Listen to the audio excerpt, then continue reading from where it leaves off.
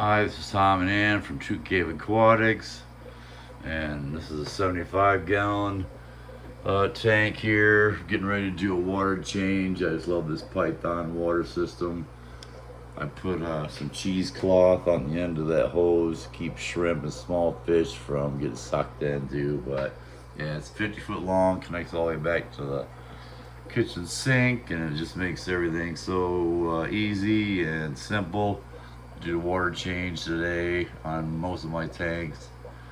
I'm also going to be taking these red plants out.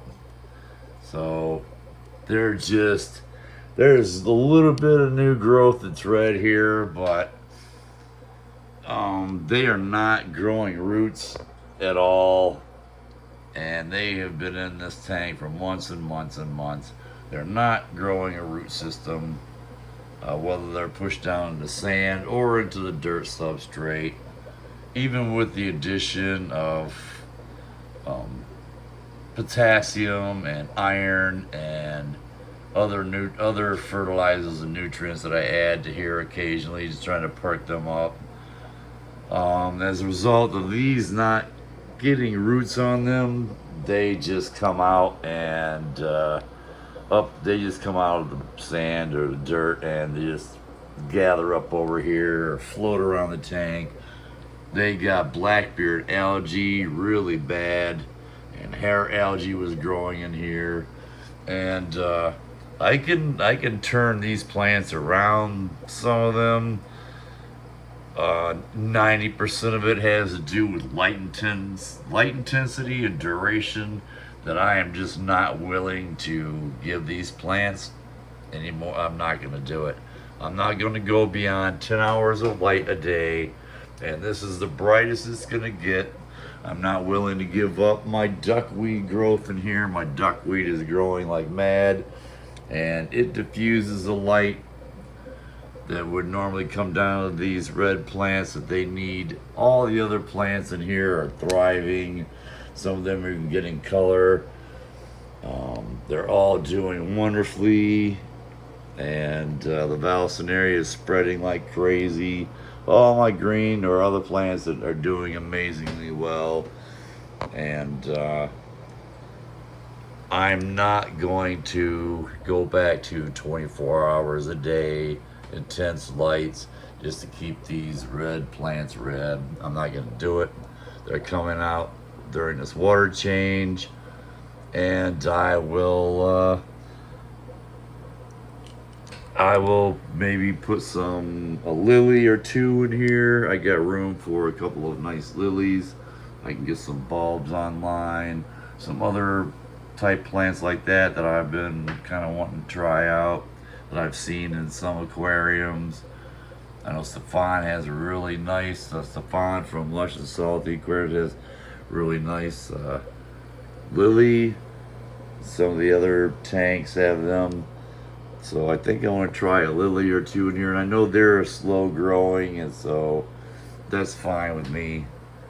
So yeah, I'm going to get some new plants here soon, because another thing I want to do is add some more fish to this tank. All the fish are thriving and doing well in here. And something I learned recently, I didn't realize, my Hillstream loach here, I love it. You can see his little heart in his mouth there. But it changes colors from black to about the color of the sand. I didn't realize that for a long time. He got lost on the back of the tank.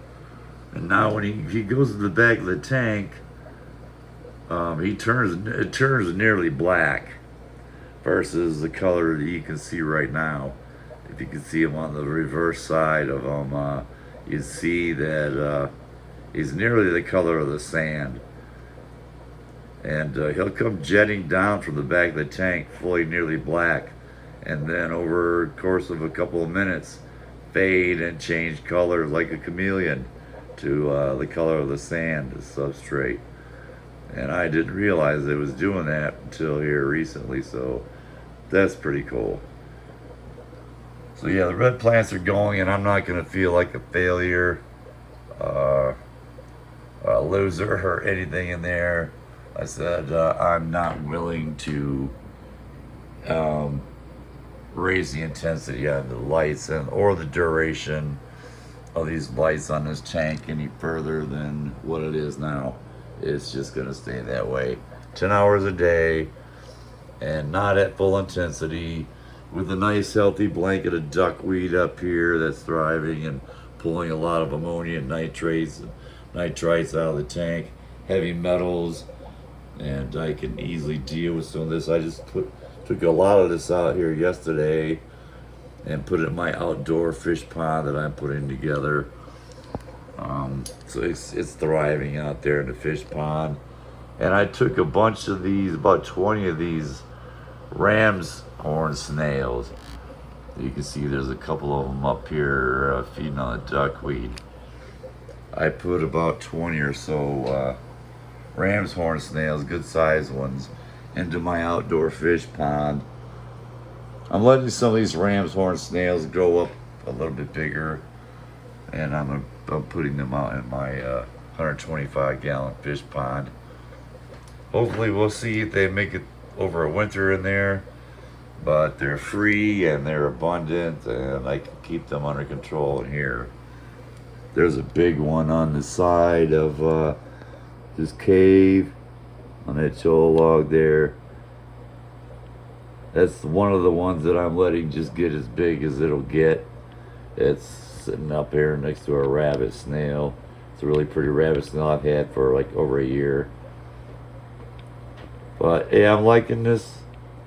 I was getting rid of all of them, but I suddenly kind of like these ram's horns, so I'm letting some of them get big, and I'm utilizing the rest of them in an outdoor pond.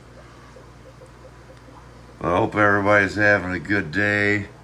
Annie and I went to a concert on the Hudson River on the solstice evening the other night at a place called the Brickyards, a music venue, and Bob Marley's son, Stephen Marley, came with his band from Jamaica, Kingston, Jamaica, to Kingston, New York, and there was about a 5.5, 6 hour concerts with him and his band, and a lot of his songs, some new songs, a lot of his father's songs, a lot of the great ones.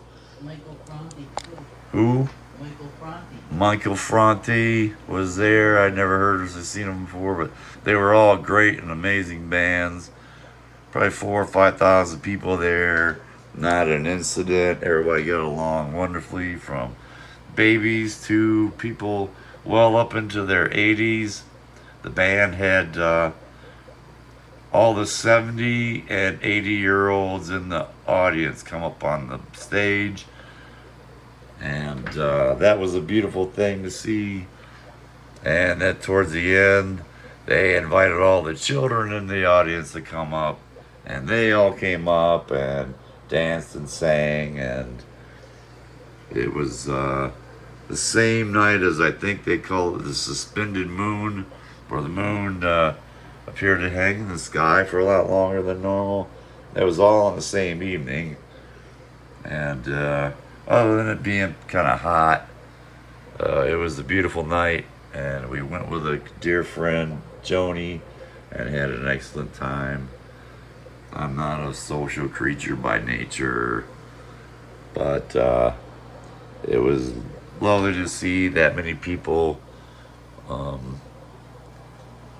free and having a great time, and no incidents and no anything bad happening. So that's it for this video. I'm gonna do a water change down to about the top of this cave over here, and add some things to it, and then I'll get another video too I'll do later.